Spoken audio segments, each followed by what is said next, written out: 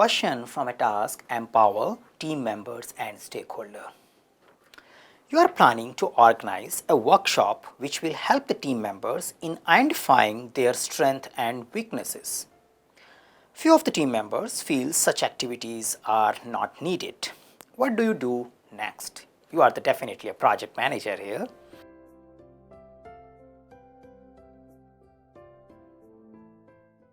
Here are the options. Option A, explain the benefit of knowing the strength and weakness of each other. Option B, tell that it is necessary for you to identify the strength of the team members. Option C, tell that this is the best place to market your skills. Option D, drop the idea of doing it.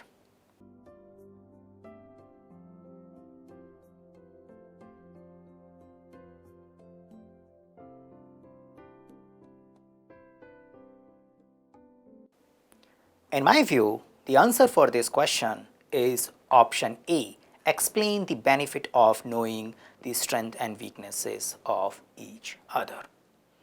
Now let's explore the concept of this particular question from it is coming and how it relates to the PMP exam.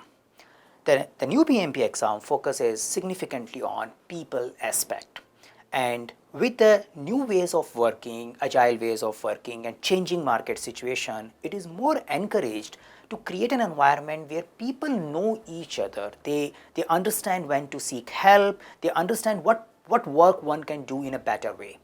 Unlike our traditional way of doing project management where project manager was creating all the tasks and just allocating everyone, just do this, do this, do this, do this and things will get done.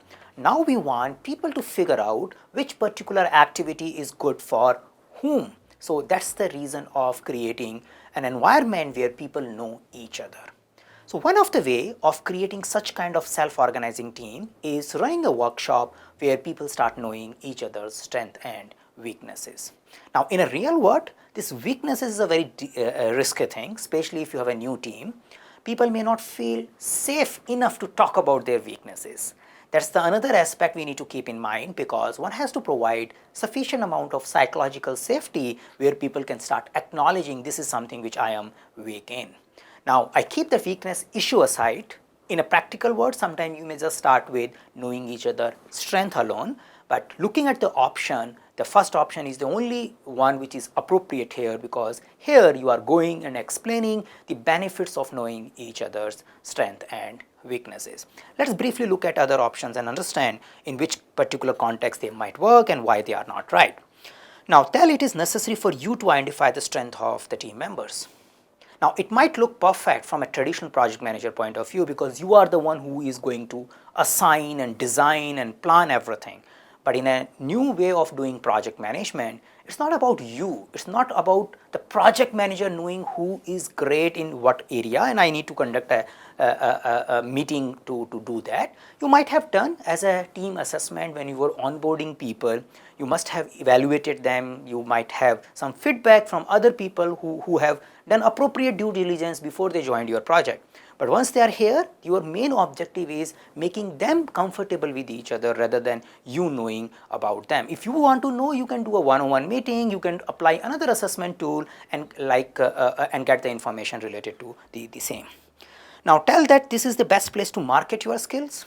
In a way, yes. So one of the way of talking about the strength workshop is you are talking about yourself and you are telling that these are the things probably you can come to me. So that's one of the benefit of it, but not the only thing. So in a way you are marketing your skills if you are only talking about strength, but here you are also learning about other skills. So it's not like you are setting an individual that you need to go as a salesperson.